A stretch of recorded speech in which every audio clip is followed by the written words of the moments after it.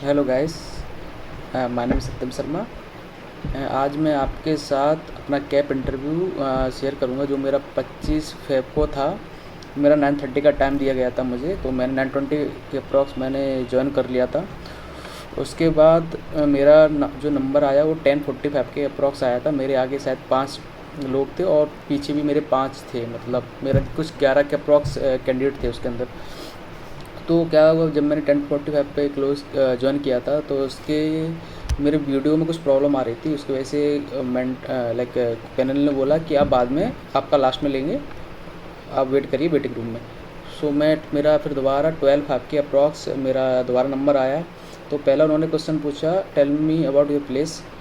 तो मैंने बताया इसके लिए फेमस है। देन उन्होंने पूछा कौन सी पॉलिटिक्स फेस हैं जो फेमस हैं जो तुम्हारे यहाँ से आते हैं। तो उन्होंने जो वहाँ से उन्होंने ज्योतिरादित्य सिंधिया के बारे में पूछा कि वो कांग्रेस से भाजपा में क्यों आए हैं, वो पीएम के लिए गुड कैंडिडेट हैं कि नहीं है, अगर हैं तो क्यों हैं।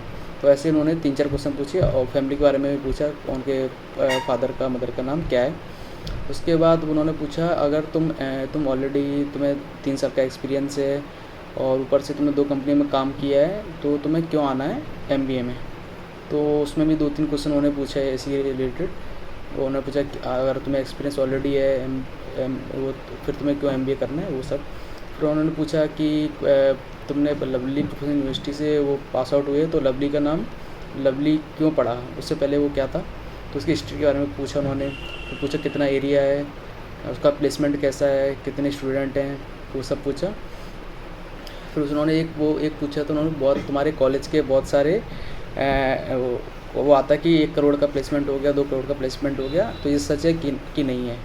तो वो बताया। उसके बाद वो उन्होंने पूछा कि पंजाब लुधियाना में एक टेक्सटाइल इंडस्ट्री है, उसका नाम क्या है। वो इंडस्ट्री में कोई कंपनी है टेक्सटाइल, उसका नाम क्या है। तो वो मुझको पता नहीं था, तो मैंने बोला कि वो पता नहीं है। तो उसके बाद उन्होंने पूछा कि अच्छा ये बताओ कि अभी रिसेंटली न्यूज़ कौन सी चल रही है।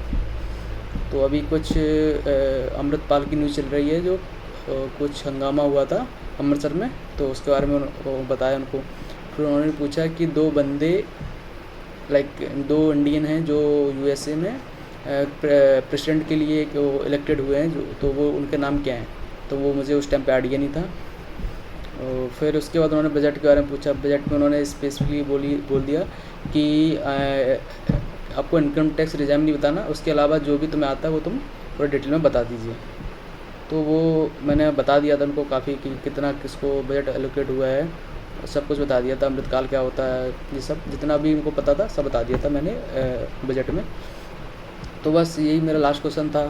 और उसके अलावा मेरे काफ़ी 2 मैं क्वेश्चन के आंसर नहीं दे पाया था। उसके अलावा तो जैसे टेक्सटाइल कंपनी का नाम नहीं पता था मेरे को, और वो 2 इंडियन कौन है। उसके अलावा तो मैंने सब कुछ बता ही दिया था, जो कॉलेज वाले सब बताया था। ये मेरा इंटरव्यू एक्सपीरियंस था। काफ़ी चिल थे, थोड़ा पॉलिटिक्स ज़्यादा हो रहा था। चलो, थैंक यू।